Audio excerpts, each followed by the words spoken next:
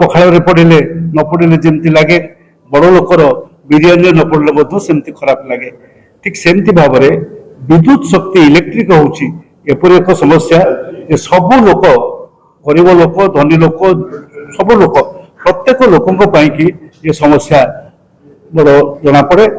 ଏବଂ ଆପଣମାନେ ସମସ୍ତେ ଜାଣିଛନ୍ତି ଏ ସମ୍ପର୍କରେ ଓଡ଼ିଶାରେ ଅନେକ ଦିନ ଆନ୍ଦୋଳନ ଚାଲିଛି, ବିଦ୍ୟୁତ ଆନ୍ଦୋଳନ ଚାଲିଛି। ତା ସତ୍ତ୍ୱେ ପ୍ରତିବର୍ଷ ଗରମ ବଢ଼ୁଛି, ତାତି ବଢ଼ୁଛି ଏବଂ ତା ସାଙ୍ଗରେ ବିଦ୍ୟୁତ ସମସ୍ୟା ବଢ଼ୁଛି। ସବୁଠାରୁ ବଡ଼ ସମସ୍ୟା ହେଉଛି ବିଦ୍ୟୁତର ଆଜି ଦିନରେ ବିଦ୍ୟୁତ କାଟ। ଆପଣମାନେ ଯେଉଁମାନେ ଅଛନ୍ତି ରାତିରେ ବି ବିଦ୍ୟୁତ କାଟ ହେଉଛି, ଅଘୋଷିତ ବିଦ୍ୟୁତ କାଟ। ରାତି 3ଟା ବେଳେ, 2ଟା ବେଳେ, 2:30 ବେଳେ ବିଦ୍ୟୁତ କାଟ ହେଉଛି। ଏବଂ ଦିନବେଳା এই ପାଖରେ ମୁଁ କାଲି ଯାଇଥିଲି ବାଲିଅନ୍ତା ବାଲିପାଟଣା, ବାଲିପାଟଣା ଠାରୁ ପାଖରେ ଆଉ ଆର ପାଖକୁ ଅଡ଼ଶପୁର ବି ଯାଇଥିଲି। ଏ ସବୁ ଜାଗାରେ ମୁଁ ବସିଛି, ମୋ ସାଙ୍ଗେ ଜଣେ ରିଟାୟାର୍ଡ ଚିଫ୍ ଇଞ୍ଜିନିୟର ବି ଯାଇଥିଲେ। Line cut 15 minute 17 minute line cut. କାହିଁକି ଏ ଲାଇନ୍ କଟୁଛି? ଆମର ଦେଶରେ, ଆମ ରାଜ୍ୟରେ ଆପଣମାନେ ସମସ୍ତେ ଶୁଣୁଛନ୍ତି, ସବୁବେଳେ ଶୁଣି ଆସୁଛନ୍ତି, ସରପ୍ଲସ୍ ଅଛି। ଅବଶ୍ୟ ଏହା କଥା, এই সময়টা ପିକ୍ ପିରିୟଡ଼, ଏ ସମୟରେ ଅଧିକ ବିଦ୍ୟୁତ ଦରକାର ପଡ଼ିଥାଏ, ଅଧିକ ବିଦ୍ୟୁତ ଆସିବାର ଆବଶ୍ୟକତା ରହିଛି। ଏ ବିଦ୍ୟୁତ ଆସିବା ସହିତ ଅଧିକ ବିଦ୍ୟୁତ ଆମେ ତାକୁ ଠିକ୍ ଭାବରେ ପରିଚାଳନା କଲେ ଏ ସମସ୍ୟା ଆମର ଜମା ରହିବା କଥା ନୁହେଁ। କିନ୍ତୁ ଗୋଟିଏ ବଡ଼ କଥା ହେଉଛି, ଯେମିତି ସାଧାରଣ ଲୋକ ବିଦ୍ୟୁତ ଚୋରି କରନ୍ତି, ବିଦ୍ୟୁତ ଥେଫ୍ଟ ବୋଲିକିରି କୁହାଯାଏ, ଏବଂ ତାଙ୍କ ବିରୁଦ୍ଧରେ ଆଇନ ଅଛି। ଆପଣଙ୍କର ଯେଉଁ OARC ଯେଉଁ ଆକ୍ଟ ଅଛି, ଆମର ଇଲେକ୍ଟ୍ରିସିଟି ଆକ୍ଟ 2003, ଯଦି ବିଦ୍ୟୁତ ଥେଫ୍ଟ ହେଲା, କୋଉ ଲୋକ ଧରା ପଡ଼ିବ, ତାହେଲେ ତା ବିରୁଦ୍ଧରେ ଦୃଢ଼ କାର୍ଯ୍ୟାନୁଷ୍ଠାନ ବା ଦଣ୍ଡ ବିଧାନ ଅଛି। ଠିକ୍ ସେମିତି ଭାବରେ ଗୋଟେ କମ୍ପାନୀ ଚୋରି କରୁଛି। ମୁଁ ଆଜିର ମୋର ବଡ଼ ଅଭିଯୋଗ ଆପଣଙ୍କ ପାଖରେ, ଗୋଟେ ଟାଟା କମ୍ପାନୀ ସରକାରଙ୍କର ଜ୍ଞାତସାରରେ, OARCର ଜ୍ଞାତସାରରେ ବିଦ୍ୟୁତ ଶକ୍ତି ଚୋରି କରୁଛି। ଏହା କିପରି ଆପଣମାନଙ୍କୁ କହି ରଖୁଛି ଯେ ଆମେ ହିସାବ କରିକି ଦେଖିଥିଲୁ, ଆମେ ବିଭିନ୍ନ ଜାଗାକୁ ସବୁ ଦେଇଛୁ।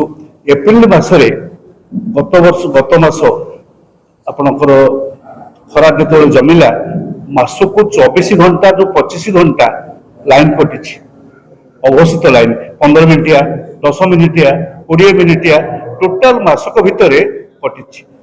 ବର୍ତ୍ତମାନ ଏଇ ମାସରେ ଆଜି ସୁଦ୍ଧା 20 ତାରିଖ, 18, 19 ତାରିଖ ସୁଦ୍ଧା ଆପଣମାନେ ଜାଣିଲେ ଆଶ୍ଚର୍ଯ୍ୟ ହେବେ ଯେ ପାଖାପାଖି 32 ଘଣ୍ଟା ଏ 10 ଦିନ, 20 ଦିନ ଭିତରେ ଲାଇନ୍ କଟିଲାଣି। 1.5 ଘଣ୍ଟା, ଘଣ୍ଟାଏ, ରାତି 3ଟା ବେଳେ କଟୁଛି, 4:15ରେ ଆସିଛି। ମୁଁ ତାକୁ ରେକର୍ଡ କରିଛି, ମୁଁ ନିଜେ ଆମ ଅଞ୍ଚଳରେ, ଏ ଅଞ୍ଚଳର ମଧୁପାଟଣାରେ କଟିଥିଲା। 3:45ରେ 3:45 କଟିଲା, 4:15ରେ 2:45 କଟିଲା, 4:15ରେ ଆସିଲା। ଏଇସବୁ ବ୍ୟବସ୍ଥା, ଏ କାହିଁକି ଲାଇନ୍ କଟୁଛି, ଏ ଚୋରି କାହିଁକି ସେ କରୁଛି? ଏ ଚୋରି କରିବାର କାରଣ କ'ଣ?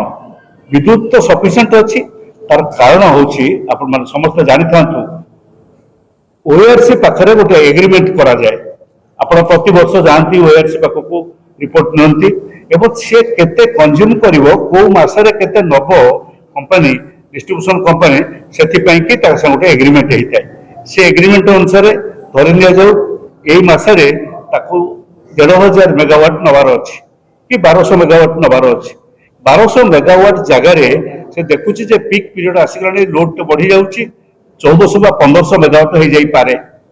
ସେଥିପାଇଁ କ'ଣ କରୁଛି, 300-400 ମେଗାୱାଟ କେମିତି କଟିବ, ମାଲକାନଗିରିରେ କାଟିଦେଲାଣି, ଏଠି ବାଲିପାଟଣାରେ କାଟିଦେଲାଣି, ସେପଟେ ଯାଇକରି ବରଗଡ଼ରେ କାଟିଦେଲାଣି, କଟା ହେଇଗଲାଣି, ତାଙ୍କର ସବୁ ରହିଛି, ସିଷ୍ଟମ ରହିଛି। ସବୁଠି ଲାଇନ୍ କାଟିଦେଲା ପରେ ଯେଉଁ ସେଭିଂ ହବ, ସେ ସେଭିଂରେ ସେ ପଇସା ଲାଭ କରିବ। ସେଥିରେ ଖର୍ଚ୍ଚ ହଉନାହିଁ, ବିଦ୍ୟୁତ ଖର୍ଚ୍ଚ ହେଲାନି, ଇଏ ଲାଭ ହବ। এইপাই বিদ্যুৎ কাট হচ্ছে। বিদ্যুৎ কাট কোম্পানি জানি শুনিকি করুছি নিজের লাভ নেওয়া এবং বিদ্যুৎ কাট কু সপোর্ট করুছি রাজ্য সরকার। আপনার খালি কই রক্ষে আপনার মানে সমস্তে জানিথিবে ইস্ট ইন্ডিয়া কোম্পানি যেতবে ওড়িশার ভারতবর্ষের শাসন কলা, গোটে কোম্পানি আসি শাসন করুলা, সেতবে রাজা মহারাজা মানে আমার মধ্যে যাইকি তা পাখে হাত যোড়িকি ছিড়া হউଥିଲେ এবং সবু মানে অনুগৃহীত কেমতি কোন কোন পাইবে এপরিকি উপঢৌকন পাইবা পাইকি মধ্যে বড় তাঙ্কা পাখে যাইকি নেউরা হউଥିଲେ। আজি দিନରେ ଆମ ରାଜ୍ୟରେ ଥିବା ସରକାର ଏବଂ ଆପଣ ଲକ୍ଷ୍ୟ କରିବେ ଯେ ଶକ୍ତି ମନ୍ତ୍ରୀ ନିଜେ ଅଛନ୍ତି ମହାରାଜା ପାଟନା ବୋଲି କୁହାଯାଏ। ଗତ କିଛି ଦିନ ତଳେ ବିଦ୍ୟୁତ କାଟ ଅଘୋଷିତ ହବ ନାହିଁ, ଆପଣମାନେ ସମସ୍ତେ ଶୁଣିଛନ୍ତି, ଆପଣମାନଙ୍କ ନିଜ ମିଡିଆରେ ତାକୁ କହିଛନ୍ତି। ବିଦ୍ୟୁତ କାଟର ହେଲେ ଦଣ୍ଡ ବିଧାନ କରାଯିବ। ବିଦ୍ୟୁତ କାଟ ହଉଛି ନା ନାହିଁ ଆପଣମାନେ କୁହନ୍ତୁ? ବିଦ୍ୟୁତ କାଟ ହଉଛି, ଦଣ୍ଡ ବିଧାନ ଛାଡ଼ିବା ଦୂରେ ଥାଉ, ସାବଧାନ ବି ରହୁନାହାନ୍ତି ସେ କମ୍ପାନୀ, ଟିକେ ତା ଭିତରେ ଡର ଭୟ ବି ନାହିଁ। ଆଚ୍ଛା, ଏହି ପରିସ୍ଥିତିରେ ଆପଣମାନେ ମତେ କୁହନ୍ତୁ, ଯଦି କୌଣସି ଜାଗାରେ ଗୋଟେ ଲୋକ, ଏ ତ ଜଣଙ୍କର ପ୍ରୋବ୍ଲେମ ନୁହେଁ, ଗୋଟେ ଗାଁର ପ୍ରୋବ୍ଲେମ, ଗୋଟେ ଅଞ୍ଚଳର ପ୍ରୋବ୍ଲେମ, ସେ ଅଞ୍ଚଳ ବା ଗାଁ ବାଲା ଉଠିକି ଯାଇକି ସେ ଅଫିସରେ ପହଞ୍ଚିଲେ ତାହେଲେ କଣ ହବ? ସେଠି କଥା କଟାକଟି ହଉ ହଉ ସେଠି ଆପଣମାନଙ୍କ ଭାଷାରେ ସେଠି ଭିଡ ହିଂସା ଆରମ୍ଭ ହେଇଯିବ। ଭିଡ ହିଂସା ଆରମ୍ଭ ହେଲେ ପୁଣି ଦୋଷୀ ହେଇଗଲା ସେ ଲୋକ, ଯୋଉ ଲୋକ ଦୁଃଖରେ ପଡିକି ଯାଇଛି, ହଇରାଣରେ ହେଇକି ଯାଇଛି, ନିର୍ଯାତିତ ହେଇକି ଯାଇଛି, ସେ ଲୋକ ଅସୁବିଧାରେ ପଡିଲା। ଅଥଚ ଯୋଉ ଲୋକ ଆକୁ ଉସ୍କେଇକିରି ଭିଡକୁ ଆହ୍ୱାନ କରୁଛି, ଭିଡକୁ ଡାକିଲା କିଏ? ଭିଡକୁ ଡାକୁଛି ଟାଟା, ଯେ କମ୍ପାନୀ ପାଖକୁ ଆସ ଅଭିଯୋଗ କରିବା ପାଇଁ।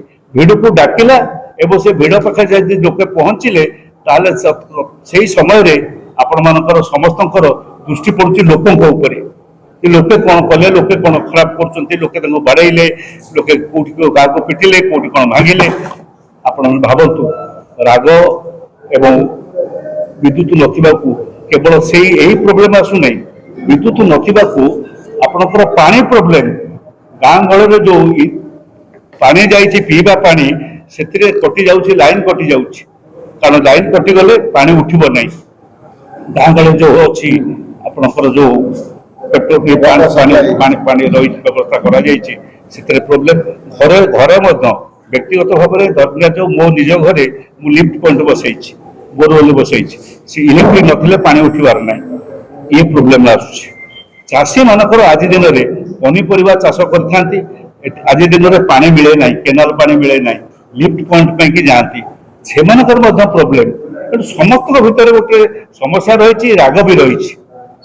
ଏହି ସମୟରେ ଏ ଅବସ୍ଥା, ଏ ପରିସ୍ଥିତି ସୃଷ୍ଟି ହେଉଛି। ମୁଁ ଆପଣମାନଙ୍କୁ ଗୋଟିଏ ଖାଲି ଦେଖାଇ ଦଉଛି, OARC ର ଆଇନ ସମ୍ପର୍କରେ କହିଦଉଛି। OARC